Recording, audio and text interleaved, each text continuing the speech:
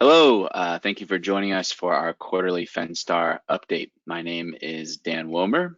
I coordinate the FenStar certification and verification testing alongside Melissa Graham. This is a recorded webinar, so there will not be an active question and answer session. Please submit any and all feedback and questions to the fcp@nfrc.org mailbox. Let's get started.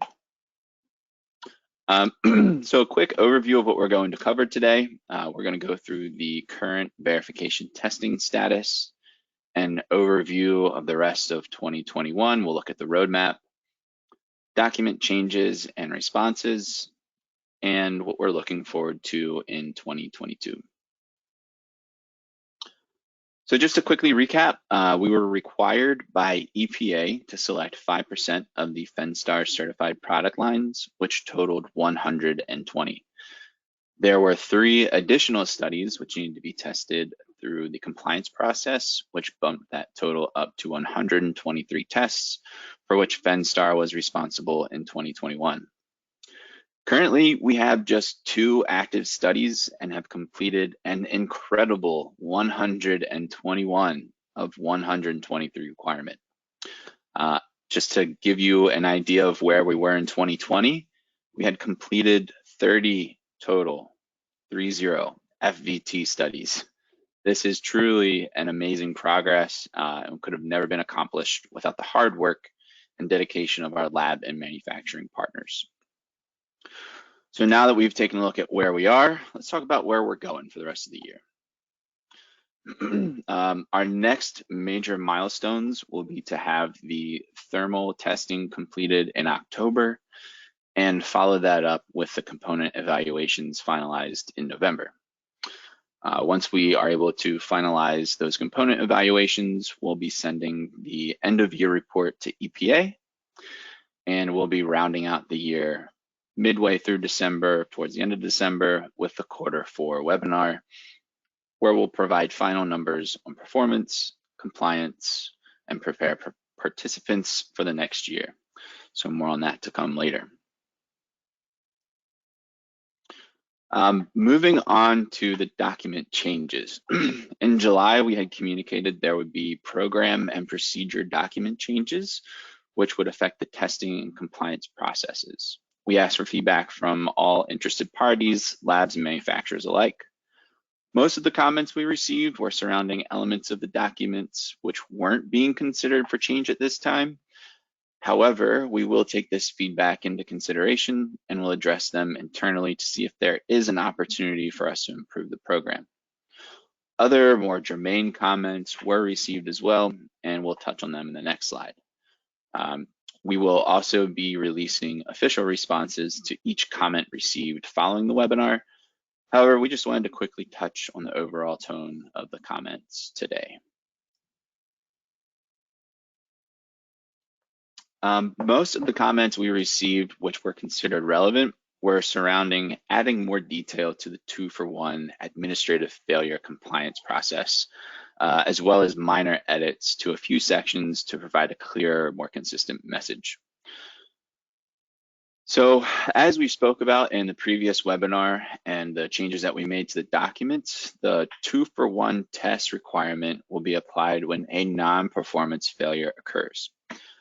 2-for-1 testing is part of EPA's compliance process, and 2-for-1 means an additional unit from the same product line which was originally selected for testing, as well as a supplemental unit from a separate product line must be sent for testing. So 2 units for the original 1 unit which was required. These tests will be conducted in the same format as any other FVT tests. However, EPA will exclude those tests from the total required to be completed in that year. So this allows the program the flexibility to perform the testing at any time. And again, we'll be adding this information and more into the FS 1100 and the FS 1100.01. We also received several minor editorial changes, such as sentence restructures, minor punctuation, which we did find helpful. We'll be making those changes as well. We are always happy to hear from our participants and receive constructive feedback. You can always send that to fcp@nfrc.org. So that being said, the majority of the comments received were not quite relevant to the changes which were made.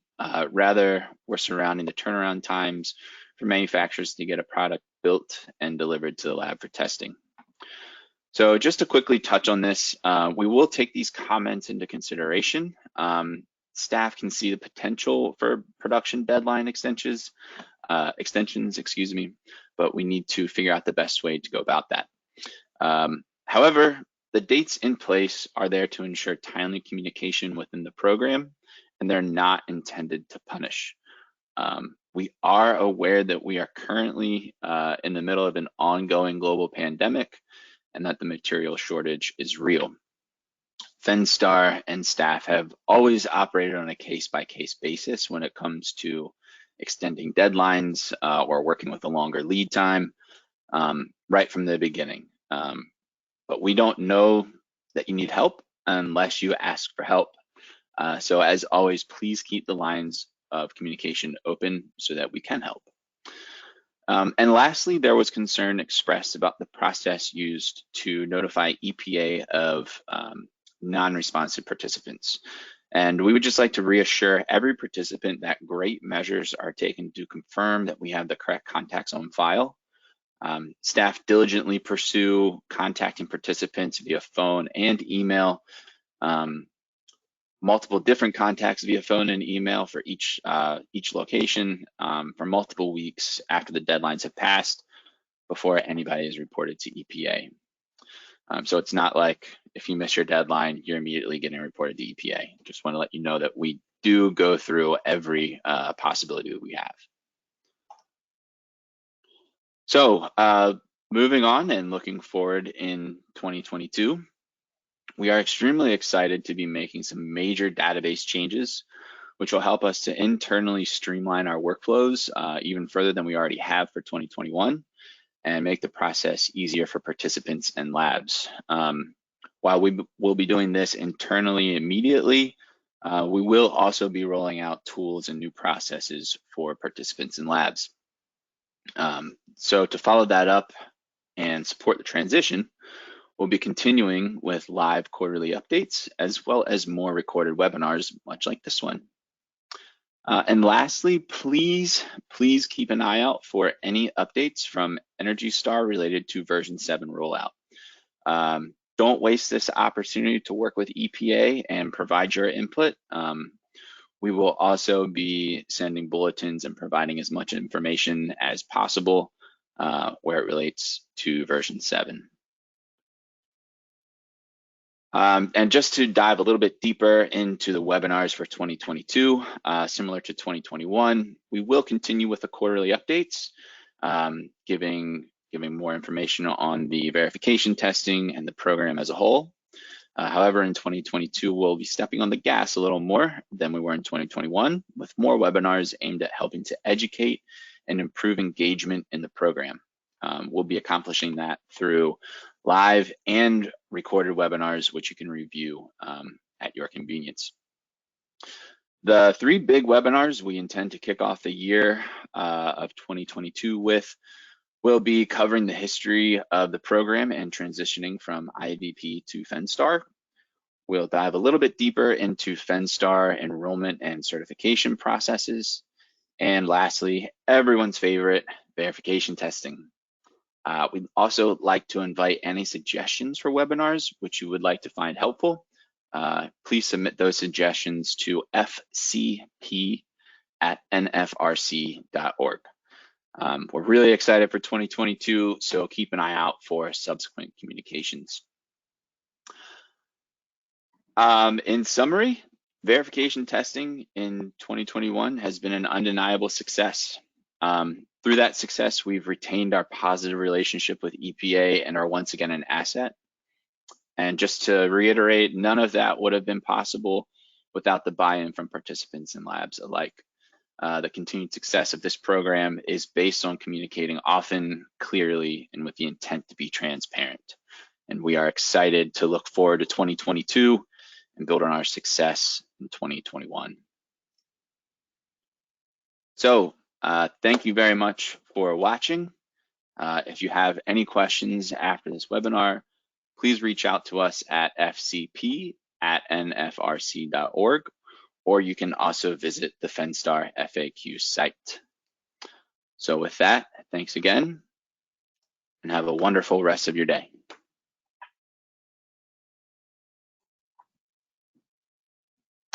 There will also be a survey accompanying this communication with the webinar. Please take a minute to go through that and provide us some feedback on what you might like to see as a webinar in 2022. So thanks again for viewing, and have a great rest of your day.